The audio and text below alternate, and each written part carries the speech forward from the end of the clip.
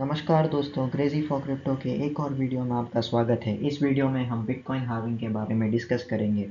ये याद करने का बहुत आसान तरीका होगा, इत्मीनान से पूरा वीडियो देखें। तो चले ये आज का प्रोग्राम शुरू करते हैं। तो बिटकॉइन के बारे में पहले कुछ जान लेना ज़रूरी है, इससे पहले कि हम बिटकॉइन हार्विंग के बारे में जानना वाले हैं। तो बिटकॉइन क्या होता है? बिटकॉइन साल 2008 में सतोशी नाकामोटो के द्वारा निर्मित किया गया है। अब ये सतोशी नाकामोटो किसी एक आदमी का नाम है या फिर किसी टीम का नाम है, वो किसे भी नहीं पता। बस बिटकॉइन के वाइट पेपर में यहाँ लिखा है कि बिटकॉइन सतोशी नाकामोटो द्वारा निर्मित किया गया है। इसके माध्यम से आसानी से पूरी दुनिया में पैसा भेजा जा सकता है। जैसा बैंक्स में जो कमीशन होता है, नेट बैंकिंग का जो फीस होता है, ऐसा बिटकॉइन से के द्वारा अगर पैसे भेजा गया है तो ऐसा आपको कोई फीस नहीं लगेगा और आपको ज़्यादा टाइम भी नहीं लगेगा। इंस्टेंटली आपका पैसा तुरंत दुनिया के किसी भी कोने में जा सकता है। तो बिटकॉइन ब्लॉकचेन टेक्नोलॉजी के ऊपर चलता है। तो जब सतोशी नाकामोटो ने बिटकॉइन का वाइट पेपर लिखा है तो उसने यह डिसाइड कर लिया है कि टोटल 210 लाख बिटकॉइन ही इस दुनिया में रहेंगे। उससे ना एक बढ़ के ना एक कम।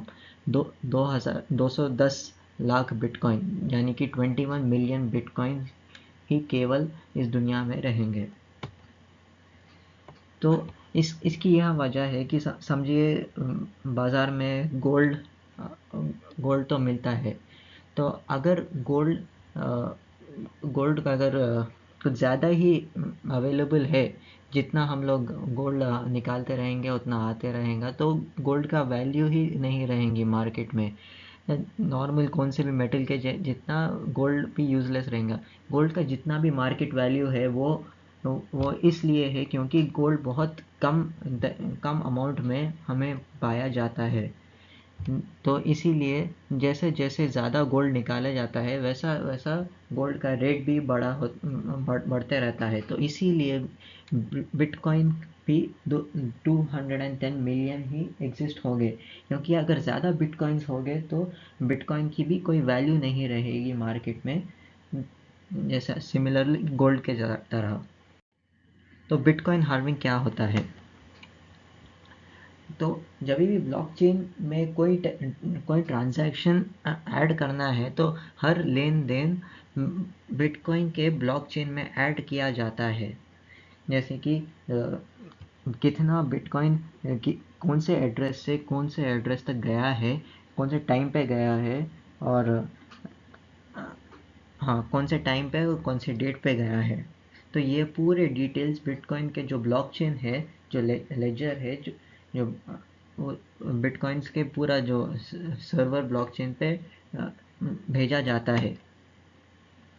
तो जब जब भी ये ब्लॉकचेन पे एक नया ब्लॉक ऐड किया जाता है, उसे बिटकॉइन माइनिंग कहा जाता है।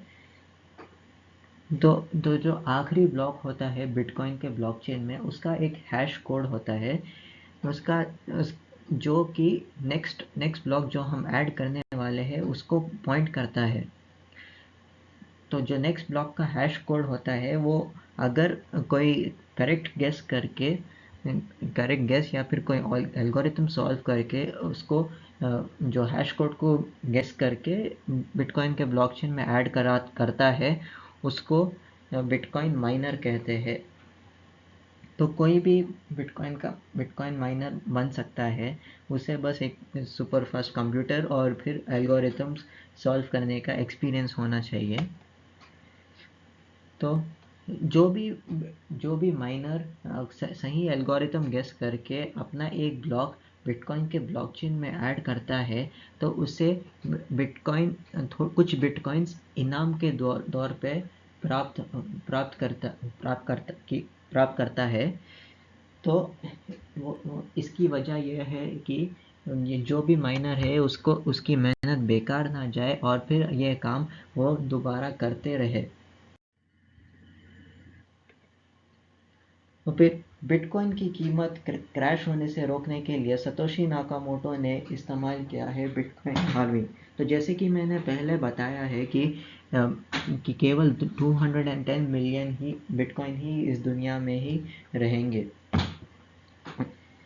तो ये बिटकॉइन की जो मार्केट वैल्यू है वो कभी एकदम ज़ीरो ना आए, तो इसीलिए सतोशी नाकामोटो ने बिटकॉइन हार्विंग का उपयोग किया है। तो उसने बिटकॉइन के जो वाइट पेपर में यह लिखा है कि हर 210,000 ब्लॉक्स पे जो भी ये बिटकॉइन माइनर को जो भी ये इनाम या फिर रिवॉर्ड मिलता है, तो वो हर एक 210,000 ब्लॉक्स ये ब्लॉकचेन में ऐड होने के बाद ये इनाम आधा हो जाना चाहिए, क्योंकि एक कांस्टेंट सप्लाई जो है बिटकॉइंस की वो मार्केट में आते जाना चाहिए। तो हर दिन एवरेज पे 15 से 20 ब्लॉक बिटकॉइन के ब्लॉकचेन में ऐड किए जाते हैं।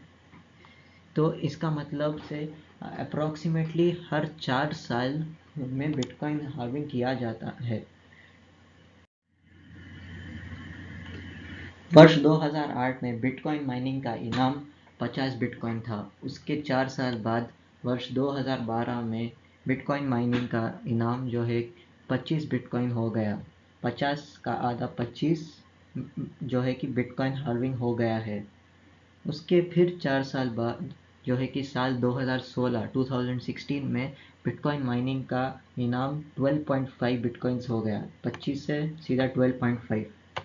अब आज की डेट जो है कि 9 मई 2020, अब आज की डेट में मैंने ये वीडियो बनाई है, तो आज की डेट से सिर्फ 2 दिन बाद जो है कि चौथी बिटकॉइन हार्विंग होने वाली है। तो चौथी बिटकॉइन हार्विंग के बाद बिटकॉइन माइनिंग का जो भी रिवॉर्ड है 6.25 यानी कि 5.6 बिटकॉइन हो जाएगा। तो दोस्तों, ये बिटकॉइन हार्विंग से बिटकॉइन के प्राइस के ऊपर क्या असर पड़ेगा, ये जानने के लिए मेरा अगला वीडियो ज़रूर देखिएगा। बिटकॉइन से पैसे कमाने के लिए मेरा चैनल को फॉलो करें और सब्सक्राइब ज़रूर करेगा। Thank you.